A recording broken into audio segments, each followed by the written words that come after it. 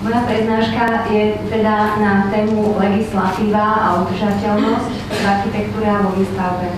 Na začiatku som sa aj ja zamyslela, vlastne sa tak pozastavila, čo tou udržateľnosťou vlastne myslíme. Zobrala som si príklad od mojich tínedžerov a hodila som to do istého vyhľadávača ako heslo a dostala som sa k týmto výstupom. Takže udržateľnosť sa charakterizuje aj ako vlastnosť výstavby, spočívajúca v tom, že spĺňa požiadavky udržateľného rozvoja zeme.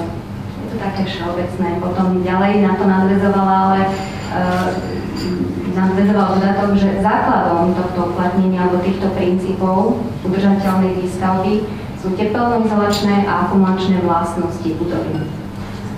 Možno, určite, áno aj, nielen.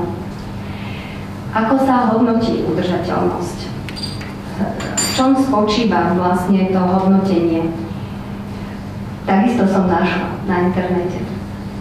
Čiže je to hodnotenie nárokov budovy na jej výrobu, určite aj prípravu výrobu, samotnú prevádzku, ale aj likvidáciu alebo teda deštrukciu, tak, aby sme vzniknutý odpad dokázali ešte nejakým spôsobom využiť.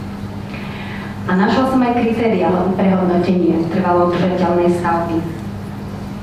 Boli to kritériá, ktoré sa týkali jednak výberu pozemku.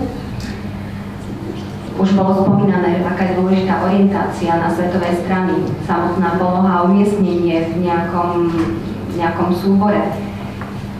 Ďalej, veľký dôraz